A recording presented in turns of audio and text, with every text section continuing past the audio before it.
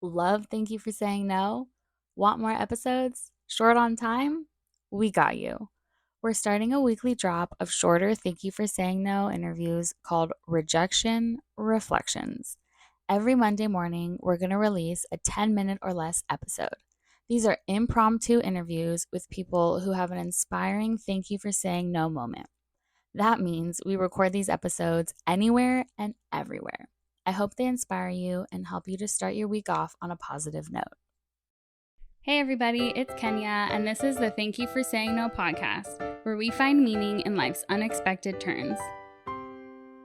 Hey everybody, I'm here with Andrea Sager with Legalpreneur. Do you want to tell us a little bit about what that's about?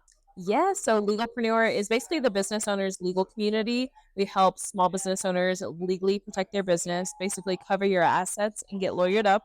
And for attorneys, we help them build a law firm of their own dreams. So that's basically a culmination of everything that I've done throughout my life, working with small businesses, working with attorneys, and just bringing it all together into one community. That is so cool. And for the listeners, I ran into her at this podcast conference and I asked her a little bit about how she got started. And we had to share her story with everyone. So tell us, what is your thank you for saying no moment that led you to create Legalpreneur? So I very gratefully got my dream job in big law. Oh, yeah. I was working on the 38th floor in Cincinnati, Ohio. I could watch a Cincinnati Reds game from my office. Oh, my God. Like everything that you can imagine being beautiful working at a big law firm, that's how it was. Wow. But it was also miserable. Yes, big laws like that. It was also miserable. And I remember the first week I was there, it hit me all of a sudden. I was like, oh my gosh, they've like all these old white men in three-piece suits walking down the hallway. Yeah. They've been here in this seat since they were my age. And I was like, oh my God, I can't. Like, I immediately felt claustrophobic. It's like your whole life flashed before you. Like, my whole life. I can't be here for the next 40 years of my life. Yeah. But I was also married at the time. We had our son. My now ex-husband was staying home with our son. And I couldn't just up and quit without a game plan. Yeah. He didn't want me to start my own firm. So I was. And why was that? He's very traditional, doesn't see having your own business as security. Okay. And he just, there's many reasons that we're no longer married. Yeah. But he just didn't want me to quit and didn't want me to go out on my own. Yeah. And luckily, I didn't have to just quit and go out on my own because I was fired.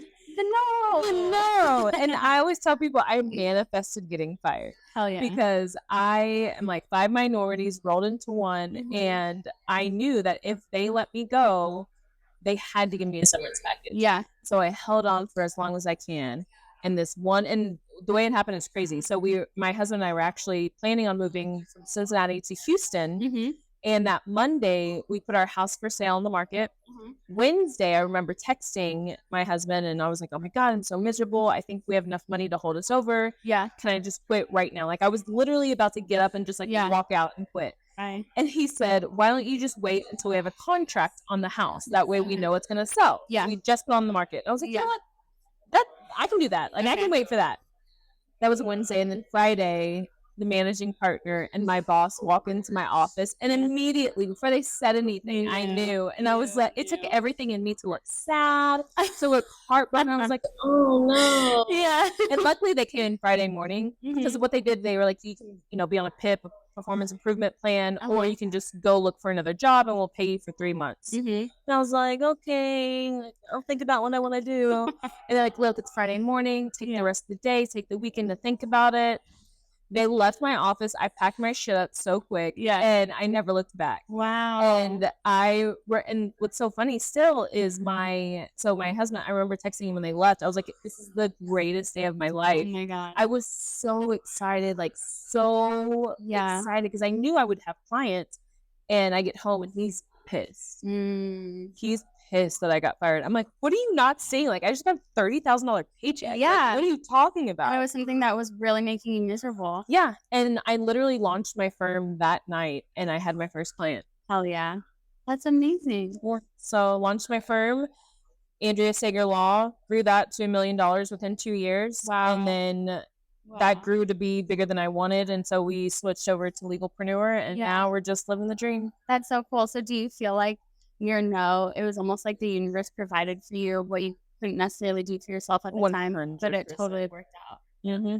Wow. Thank you so much for sharing that. Thank That's you. so inspiring. I know the listeners are going to absolutely love that story. Yeah, people were always like, I'm so sorry you got fired. And I'm like, no, like, I wanted to. It's what you make it. It's what you make it. And people like, and now, like, talking about going through the divorce and everything, like, I've done so much healing work and everything. And now it's just, there's no downside to anything. Like, it's all about how you look at it.